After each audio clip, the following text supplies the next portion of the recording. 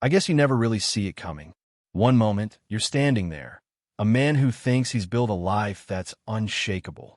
And then, without warning, the ground shifts under you. It starts with little things, things too small to notice unless you're looking hard.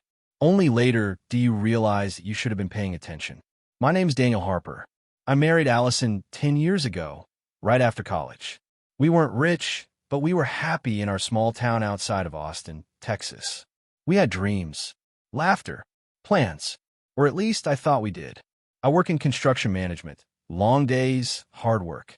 Allison had her own ambitions. She was smart, sharp. She opened a boutique downtown. It took off faster than either of us expected. At first, I was proud of her independence, her drive. But slowly, something changed. It was the nights that stretched longer. The sudden, secretive smiles when her phone buzzed. The way she started avoiding my eyes when she spoke. I told myself I was imagining it, that I was just tired, worn down from the hours. I clung to that lie harder than I should have. One night, coming home late from a side job, I found her asleep on the couch. Her phone unlocked, screen glowing. A message from someone named Ryan lit up the screen. I can't stop thinking about last night. My heart stopped. I stood there, staring, frozen in place. I didn't open the message. I didn't need to. I just knew. Still, I didn't confront her. Not yet. I needed to be sure. Or maybe I just wasn't ready to hear the truth. That was my first mistake. That night, as I watched her sleep, something inside me shifted. Not anger. Not yet. It was something colder. Something heavier. A crack in the frame of the life I thought we shared. And deep down, I think I already knew. There was no fixing it. I didn't sleep that night. I laid there next to her, wide awake, staring at the ceiling. Every breath she took felt like it was dragging a knife across my chest. But I stayed quiet, because in that moment, silence was easier than truth. In the days that followed, I became an actor in my own life. I smiled. I asked about her day. I kissed her goodnight. But inside, I was unraveling. I started noticing more. The late meetings that didn't add up. The sudden concern over her appearance. Not for me. Not anymore, but for someone else. Perfume she hadn't worn in years. The way she hid her phone like it held state secrets. It wasn't paranoia. It was real. Still, I said nothing. I started working longer hours too, partly to avoid her, partly to numb the ache inside.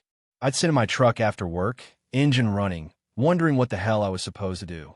Was I supposed to fight for her? Was I supposed to walk away?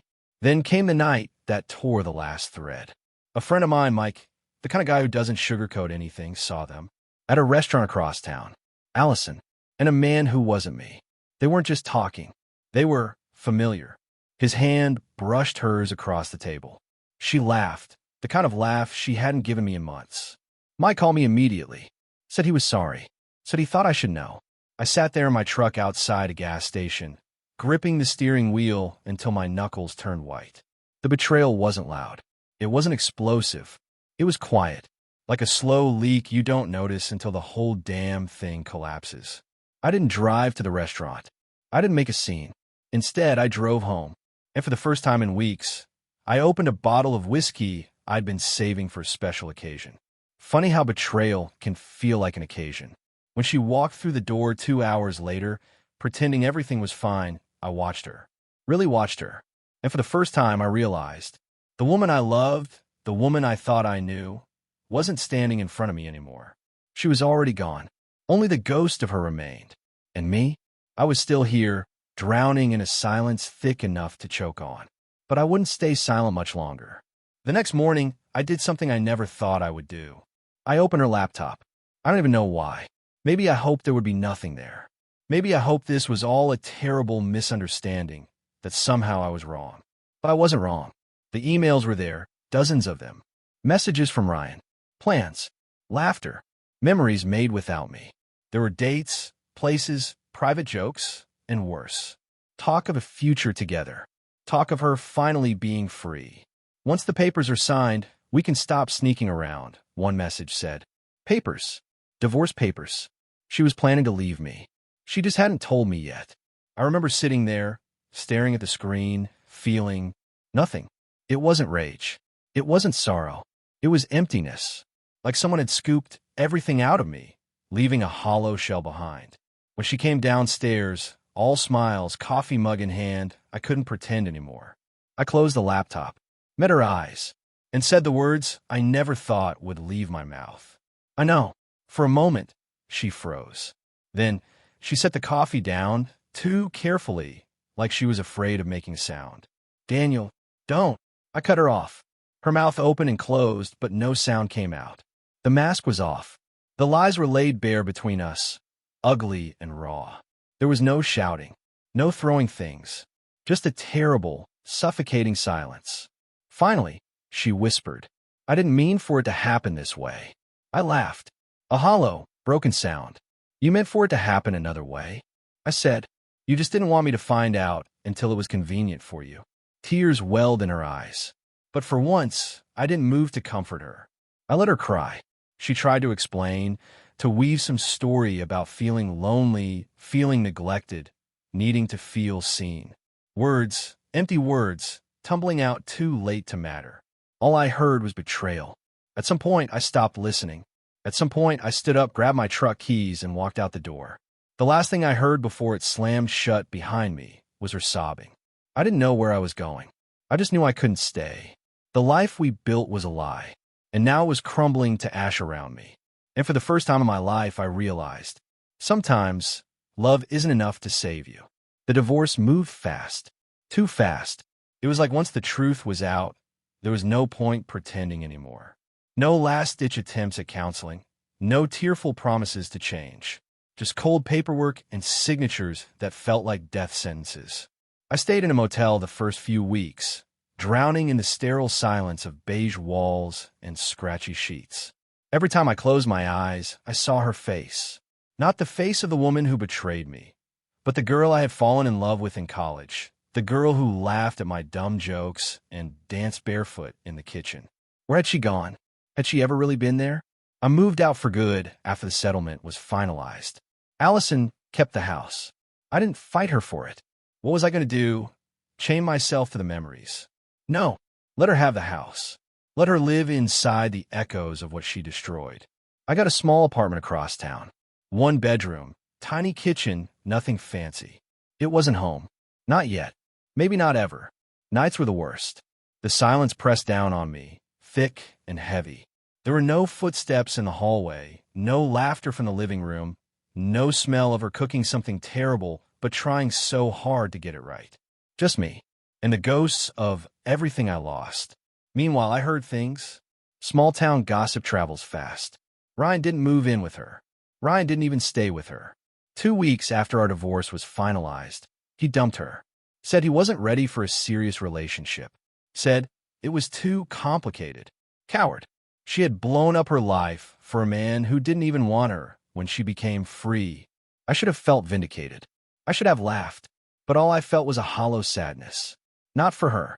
Not exactly. For everything. For the life we threw away like it meant nothing. One night, a few months later, I got a call. Unknown number. I almost didn't answer. But something, maybe morbid curiosity, made me pick up. It was her. Allison. Her voice was small. Broken. Daniel. I am sorry. I'm so sorry. She cried over the line, rambling about mistakes, about loneliness, about being stupid, blind, selfish. I didn't say anything. I just listened. When she finally went silent, waiting for me to respond, I spoke quietly. I forgive you, Allison, but forgiveness doesn't mean forgetting. And it sure as hell doesn't mean going back. She started sobbing again, louder this time, desperate. But I hung up, not out of cruelty, out of mercy. Mercy for her. Mercy for me. Some things, once broken, can't be rebuilt. Not the way they were. And as I sat there in my tiny apartment, staring at the dark window, I realized something I hadn't understood until that very moment. I wasn't mourning her. I was mourning the man I used to be when I believed in forever. You'd think after everything, she would have let it go. But regret has a funny way of clinging harder the more you try to run from it. After that call, I thought I had closed the door for good. I focused on my work, started volunteering at a local shelter on weekends, anything to get out of my own head. Piece by piece, I was stitching myself back together. But Allison, She was unraveling. Word spread fast. Her boutique started failing. The same customers who once adored her turned their backs. Maybe it was small-town judgment, or maybe people just sensed the cracks. And Ryan? He didn't just leave her. He humiliated her. Turns out, he was married the entire time. 3 kids. A wife who found out about everything and dragged him through court so hard he lost almost everything. He wasn't looking for a new life with Allison. He was looking for a distraction, and she was it. A temporary thrill. Disposable. The irony was brutal. Months later, a mutual friend, Sarah, asked me to meet for coffee. Said it was important. I wasn't interested in gossip, but something in her voice made me agree. We met at a little diner on the edge of town. The kind with sticky tables and cracked vinyl booths. The kind that felt real. Sarah sat down across from me, her face serious. "She's not okay, Dan," she said quietly. "Allison, she's not handling any of this. She's drinking. She's lost her shop. She lost her apartment. She's staying with her sister now, but it's bad." I didn't know what she expected me to say. What could I do? Pick up the pieces she smashed herself? I stared down into my coffee, the bitter smell filling my nose. Sarah reached across the table, her hand lightly brushing mine. "You should know," she said, her voice breaking a little. "She was pregnant when you split." The words hit me like a freight train. "What?" I croaked, my voice barely more than a whisper. "She lost the baby. Stress, drinking. I don't know. But it was yours, Dan. She just never told you." For a long time, I just sat there stunned. 1,000 memories flashing through my mind. Tiny moments that suddenly made a cruel kind of sense. I felt like the ground had opened up beneath me. A child. Ours. Gone before I even knew. And somehow, despite everything, despite all the anger and betrayal, I hurt for her. God help me, I hurt for her. The life we could have had. The family we lost before it even began. I left the diner without saying much. The drive home was a blur, my mind caught in a storm I couldn't navigate. Was this fate? Punishment? Some sick cosmic joke? I didn't know. All I knew was that no matter how far you run from the past, sometimes it finds a way to tear you open all over again. The next few days passed like I was sleepwalking. I kept thinking about the baby, a life that could have changed everything. A piece of me, gone before I even had a chance to fight for it. It would have been easy to stay angry, to lock the door on my heart and walk away forever. But grief has a way of cracking even the hardest walls. And something inside me, some stubborn, stupid part, needed answers. Closure. Maybe even forgiveness. So I called her. The number was still saved in my phone, like some old scar you forget to remove. She answered on the first ring, like she'd been waiting. "Daniel?" Her voice was hoarse, broken. "I heard what happened," I said, keeping my voice steady. "I need to see you." We met at the park, the one we used to walk through every Sunday when life still felt simple. It was cold that day, gray clouds hanging heavy over us, matching the weight between us. I barely recognized her. Allison was thinner, paler. Her eyes, once so alive, were hollowed out. Haunted. She clutched a crumpled coffee cup in her hands like it was the only thing keeping her grounded. For a long time, we just stood there, staring. Finally, she whispered, "I am sorry. For everything. I ruined us. I ruined you. And now, there's nothing left." Tears filled her eyes, but she didn't let them fall. Maybe she was too tired to cry anymore. "I hated you," I said quietly. "I hated what you did to us. I hated how easy it seemed for you to throw it all away."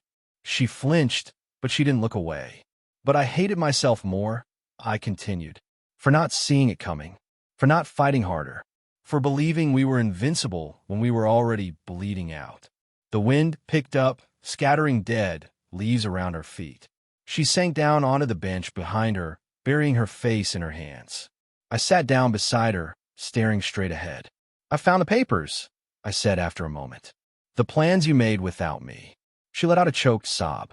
"I was scared, Daniel. I felt invisible. I thought Ryan saw me. I thought he loved me." A bitter laugh escaped my lips. "He didn't love you. He loved the idea of you. Just like you loved the idea of getting away from me." Silence settled over us like a heavy blanket. Finally, she whispered, "I lost everything. I turned to look at her. Really look at her. No, Allison, I said, voice rough. You lost yourself. Long before you lost me. For a moment, it felt like the world stopped turning. She crumbled then, leaning into me, sobbing against my shoulder. And for the first time in a long, long time, I didn't pull away. Because forgiveness isn't about pretending the past didn't happen. It's about choosing not to let it chain you anymore.